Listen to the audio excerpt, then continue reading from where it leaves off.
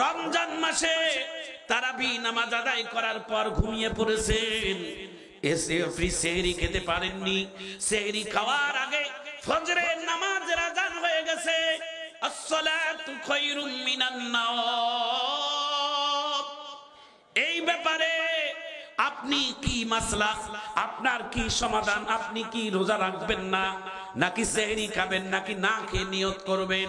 ভাইজান আমার, বন্ধুগণ আমার, রোজাদার যারা রোজা রাখবে তাদের জন্য দুইটি কাজ আবশ্যক। সেহরি খাওয়ার আগে অনেক মানুষ রাত্রের বেলা তারাবি নামাজ পড়ার পর পেট ভরে খানা খায়, সেহরির সময় কম খায়। না না, ইফতারি খাওয়ার পর রাত্রের বেলা কম খাইয়া ঘুমাবেন, সেহরির সময় তৃপ্তি করে খাবেন। কারণ আল্লাহ রাসূল বলছেন সেহরিটার মধ্যে আল্লাহ তাআলা রোজাদারদের জন্য বারাকা রাখছে। এটা জোরে কান আল্লাহু আকবার। রোজাদারদের জন্য সেহরিটা বারাকা। সেহরি খাবেন, সেহরি যদি কম খান আফসোস, কোনো অসুবিধা নাই, খেয়ে নিবেন। এবার রোজাদারদের জন্য দুইটি বড় আনন্দের মুহূর্ত আল্লাহ রাসূল বলছেন। একটা হলো রমজানের রোজাদারদের জন্য ইফতারের আগ পর্যন্ত, ইফতারের আগ পর্যন্ত রোজাদারদের জন্য একটা আনন্দের মুহূর্ত। কারণ কেমন যেন আল্লাহ তাআলা রোজাদারদের একটা আনন্দের প্রফুল্ল আল্লাহ দিয়ে দেয়। কেন দেয়? আল্লাহর রাসূল বলেছেন রমজানের রোজার আসার আগে আল্লাহ তাআলা 1 মাস ধরে জাহান্নামের দরজাকে বন্ধ করে দেয়। 1 মাস ধরে জান্নাতকে সুসজ্জিত করে রাখানো হয়। জান্নাত থেকে একটা প্রফুল্ল বাতাস আসরের নামাজের আগে পরে, ইফতারের আগে আগে জান্নাতের বাতাসটা রোজাদারদের শরীরের মধ্যে আল্লাহর ফেরেশতারা ছিটাই দেয়। জান্নাতি বাতাস যখন রোজাদারদের শরীরের মধ্যে লেগে যায়, মনের ভিতরে একটা আনন্দের প্রফুল্ল আল্লাহ দিয়ে দেয়। তখন আর ক্ষুধা লাগে না, টেনশন লাগে না। ইফতার সামনে নিয়ে বসেছে, তারপরও খায় না। কি যে একটা আনন্দের অনুভূতি, এটা রোজাদার ছাড়া আর কেউ বলতে পারবে না। কথা বলেন ঠিক কিনা? পাগলা তিতা মেটা বোঝে না, পাগলারে জিলাপি দিও না। যে পাগলা তিতা মিটা বোঝে না, সেই পাগলারে জিলাপি দিলে কোনো বুঝবে? কথা বলেন ঠিক কিনা? যারা রোজা রাখে না তারা ইফতারের কদর বুঝবে না, যারা রোজা রাখে না তারা ঈদের আনন্দের অনুভূতি বুঝবে না। কথা বলেন ঠিক কিনা? আমার দিকে তাকান, আমার দিকে তাকান। এই নতুন কাপড় পরলে আর মাথার মধ্যে নতুন টুপি পরলে আর শেরওয়ানি পরে ঈদের মাঠে লাব্বাইক আল্লাহু আকবার বলে বলে তাকবীর দিয়ে দিয়ে যাইলে ঈদের আনন্দ তার অন্তরে হয় না। ঈদের আনন্দ তার যারা কমপ্লিট একটা মাস রোজা রেখেছে আল্লাহর খুশির জন্য। কথা কন ঠিক কিনা? পরীক্ষা রেজাল্ট যারা পরীক্ষা দিয়েছে, পরীক্ষায় দেয় নাই, রেজাল্ট কি হবে? কথা বলেন ঠিক কিনা? সারা মাস পরীক্ষা, রেজাল্ট হলো ঈদের দিন। সুবহানাল্লাহ বলেন। আল্লাহ বলেন আমি কাউকে 33-এ কোনো মতে পাশ করাবো, কাউকে আমি মধ্যবর্তী পন্থাতে পাশ করাবো, কাউকে আবার এ গ্রেডে করাবো, কাউকে আবার জিপিএ 5 করাবো। ঠেলি ঠুলি যদি 33ও পাশ হই আমরা, আল্লাহু আকবার বলে, ঠেলি ঠুলি 33ও যদি আমরা পাশ করতে পারি, তাহলে আপনার আমার জন্য একটা উপহার আল্লাহর পক্ষ থেকে আছে। শুনবেন উপহারটা? আল্লাহ রাসূল বলছেন ঈদের দিন আমার আল্লাহর পক্ষ থেকে যারা ঠেলি টুলি পাস করবে তাদের জন্য আল্লাহর পক্ষ থেকে একটা মহান পুরস্কার আছে রোজাদারদের জন্য। কি পুরস্কার জানেন? আল্লাহ রাসূল বলছেন একটা এই মাত্র মাসুম বাচ্চা মায়ের পেট থেকে বাহির হলে যেমন নিষ্পাপ নিষ্কলঙ্ক মাসুম বেগুনা, এই রোজাদারকে আল্লাহ তাআলা এমন উপহার দেয় বেগুনা। হাদিসটা বুঝেছেন? হাদিসটা বুঝেছে? আবারও বলি, সুবহানাল্লাহ জোরে কইবে। সুবহানাল্লাহর আওয়াজ শুনে বুঝা গেল আপনারা হাদিসটা বুঝতে পারেন না। আল্লাহু আকবার কর। আচ্ছা বলেন তো, একটা সুবহানাল্লাহর দাম আল্লাহর কাছে কম না বেশি? এ ভাই বুঝেছেন? একটা সুবহানাল্লাহ কেউ যদি অন্তর থেকে আল্লাহকে রাজি করার জন্য বলে, রাসূল বলছেন তার নামে খুশি করে আল্লাহ একটা জান্নাতে গাছ রোপণ করে। আরবের একটা দ্রুতগামী ঘোড়াকে যদি বলা হয় যে তুমি এই জান্নাতের গাছের ছায়ার দিকে দৌড়াও, 70 বছর দৌড়াবে, জান্নাতের গাছের ছায়া শেষ হবে না। এটা সুবহানাল্লাহ বাড়ি যায় কইবে, এটা জোরে আল্লাহু আকবার বলেন তো দেখি।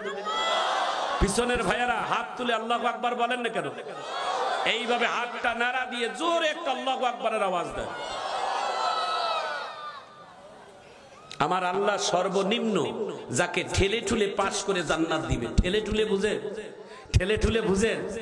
আল্লাহ তাআলা, আমরা তো আর মনে আশা করি না যে একেবারে ফার্স্ট ক্লাস জান্নাত পাবো, কারণ ওই মুমিন আমরা হতে পারি না। আল্লাহ তুমি আমাদেরকে ধাক্কা ধুক্কা দিয়ে হলেও জান্নাতে দিও। একজন বড় পীর কুতুবে রব্বানি বড় পীর আব্দুল কাদের জিলানী আল্লাহর কাছে দোয়া করতেছেন, আল্লাহ তুমি যদি আমাকে জাহান্নাম দিয়ে খুশি থাকো। বড় পীর আব্দুল কাদের জিলানীর দোয়ার সুরত দেখেন, আল্লাহ তুমি যদি আমাকে জান্নাত দিয়ে জাহান্নাম দিয়ে যদি খুশি থাকো, তাহলে আমি আব্দুল কাদের জিলানীও খুশি। তবে একটা আমার আবদার আছে। বলো আব্দুল কাদের? বলে মাঝে মাঝে তুমি জাহান্নামে খোঁজ নিও যে তোমার বান্দাটা কেমন আছে। এটা আল্লাহু আকবার কইবেন? খুব চালাক আল্লাহর বান্দা। আল্লাহর বান্দা বলে, আল্লাহ তুমি জাহান্নাম দিয়ে যদি তুমি খুশি থাকো, তো তোমার খুশি আমারও খুশি। এই বান্দাকে জ্বালাই যদি তোমার মজা লাগে, মজা নাও। তবে একটা আবদার আমার মাঝে মাঝে দেখতে আসিও যে আব্দুল কাদের জিলানী জাহান্নামে কত কষ্ট আছে। আব্দুল কাদের জিলানী মনে মনে কয়, আল্লাহ তুমি যদি একবার দেখতে আসো আব্দুল কাদের জিলানীকে, ওই জাহান্নাম আর জাহান্নাম থাকবে না, ওটা জান্নাতের বাগান হয়ে যাবে। একটু জোরে কর আল্লাহু আকবার। তো দোয়ার মধ্যে এইভাবে করবেন, আল্লাহ নিজেকে মান তাওয়াদা লিল্লাহ রাফাআহুল্লাহ, যে নিজেকে বিনয়ী করে ছোট বানায় মালিক তাকে বড় বানায়। দোয়ার মধ্যে এই দোয়াটা করবেন, আল্লাহ আমার থেকে গুনাহগার এই পৃথিবীতে আর কেউ নাই, আমি সব থেকে নাদান, আমি সব থেকে বড় গুনাহগার। আল্লাহ আপনি আমারে যদি মাফ করে দেন আপনার কি লাভ লস হবে বলেন, আর যদি ক্ষমা না করেন তা আপনার কি লস হবে বলেন। আল্লাহু আকবার। এগুলো ভাষা বলবেন এবং দোয়া করার আগে আল্লাহকে আপনি বরত্বের ঘোষণা দিবেন। ইয়া আরহামার রাহিমিন, ইয়া আরহামার রাহিমিন, ইয়া রহিমাল মাসাকিন, ইয়া রহিমাল মাসাকিন। এগুলো ভাষা আল্লাহর কাছে দোয়া করবেন। ইয়া রহমান, ইয়া রহিম, ইয়া যাল কুওয়াতিল মাতিন। এগুলো বলবেন, আল্লাহর প্রশংসা গাইবেন। মানুষের প্রশংসা গাইলে যেমন মানুষ খুব খুশি হয়, আল্লাহর প্রশংসা গাইলে আল্লাহ খুশি হয়। একটা হাদিস খেয়াল বলছে, আমি আপনাদেরকে 1 মিনিটে বলছি। মানুষ প্রশংসা গাইলে মানুষ যেমন খুশি হয়, আল্লাহর প্রশংসা গাইলে আল্লাহ খুশি হয়। কারা কারা হাদিসটা শুনবেন একটু হাত তুলে আল্লাহু আকবার বলেন।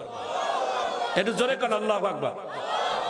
নবীদের ভিতরে সবথেকে বেশি সুন্দর রূপের নবী ছিলেন, সুরত খুব সুন্দর, যার নাম হযরতে ইউসুফ। ইউসুফ নবী সব থেকে বেশি সুন্দর। তো ইউসুফ নবীর জামানায় তিনি ত্রাণ বিতরণ করতেছেন। ত্রাণ হাদিসটি বড় কঠিন শক্তিশালী হাদিস। ত্রাণ বিতরণ করতেছেন, তার সময় দুর্ভিক্ষ শুরু হয়ে গেল। তো গরিবেরা ত্রাণ নিচ্ছেন, লাইনের মধ্যে ত্রাণ নিচ্ছেন। তো ইউসুফ নবী নিজের হাতেই ত্রাণের বোতল, ত্রাণের ব্যাগগুলো তার জামানার অভাবী লোকদেরকে দিচ্ছেন। আল্লাহু আকবার। আমার দিকে তাকান, হাদিসটি অনেক বড় শক্তিশালী। আমার দিকে তাকাইলে অনেক কিছু শিখতে পারবেন। ইউসুফ আলাইহিস সালাতু সালাম নিজের হাতে ত্রাণ দিচ্ছেন গরিবদের মাঝে। দিতে দিতে দিতে দিতে একজন বয়োবৃদ্ধ মানুষ ইনি সামনে এসে দাঁড়িয়ে বললেন, ইউসুফ আমাকে একবার দিবা না, আমাকে কয়েকবার দিবা। আল্লাহু আকবার বল।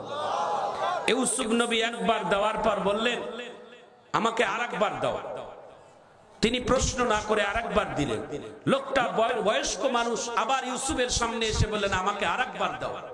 3 বার দেওয়ার পর 4 বারের হাত যখন বাড়াইলেন, ইউসুফ নবী ডাক দিয়ে বলে, দেখো মুরব্বী, আমি ত্রাণ দেওয়ার জন্য এখানে আসছি, অনেক গরিবেরা এখানে অপেক্ষামান। আমি যদি একে একে তোমাকে 3 বার দেই, তাহলে বাকি গরিবেরা কি পাবে? তোমাকে তো এইভাবে একে একে 3 বার দিতে পারি না। তখন এই বয়স্ক লোকটা ডাক দিয়ে বলছিলেন, ইউসুফ তুমি আমার পরিচয়টা যদি জানতা আমি কে। আমার দিকে তাকান। ওই গরিব লোকটা ডাক দিয়ে বলেন, ইউসুফ, নাম ধরে বললেন, ইউসুফ তুমি যদি জানতা আমার পরিচয় আমি কে, তাহলে একবার না 100 বার ত্রাণ দিলেও তোমার মন চাইবে আবারও দিতে। জোরে আল্লাহু আকবার কর। ইউসুফ কয়, চোখ উপরে দিয়ে বলে, কি তোমার এমন পরিচয় যে তুমি আমাকে আমার কাছে এমন কথা বললা, কি তোমার পরিচয়? বলছে আমার পরিচয় হলো আলাল্লাযী শাহিদতু লাকা মা হাজা জুলাইখা। একটু জোরে করো আল্লাহু আকবার। আমার পরিচয় হচ্ছে আমি তোমার শৈশবকালে যখন জুলাইখা আপনার ইজ্জতের উপর হাত দিয়েছিল, যখন আপনার পক্ষে সাক্ষী দেওয়ার কেউ ছিল না মিশরের মধ্যে, আপনাকে বেবিচার হিসাবে সাব্যস্ত করেছিল। আপনার ওই জুলাইখা মিথ্যা সাক্ষী রাখছিল আপনাকে দোষী বানানোর জন্য, কিন্তু আপনার সাক্ষী সেই দিন কেউ ছিল না। সেই দিন একটা মাসুম বেগুনা বাচ্চা মায়ের কোল থেকে আপনার সত্যতার সাক্ষ্য দিয়েছে, সেই বাচ্চাটা আমি। একটু জোরে আল্লাহু আকবার। হাত তুলে দেখবেন, এবার শোনার পর জোরে হাত তুলে বলবেন আমি সেই। বলে কে? বলে যেই দিন জুলাইখা আপনার ইজ্জতের হানি করেছে, আপনাকে বেবিচার বলে সাব্যস্ত করেছে, জুলাইখা সাক্ষী রাখছে যে আপনি বেবিচারক, কিন্তু আপনার সাক্ষী কেউ ছিল না, কেউ আপনার সাক্ষী দেয় নাই। সেই দিন আপনি আল্লাহর উপর সাহায্য চেয়েছিলেন, আর তেমনি আমি ছোট্ট মাসুম বাচ্চা ছিলাম, আর ওই বাচ্চাটা মাসুম বাচ্চাটার জবান থেকে হঠাৎ করে আপনার সত্যতার প্রশংসার সাক্ষী আমি দিয়েছিলাম। আমি সেই লোক।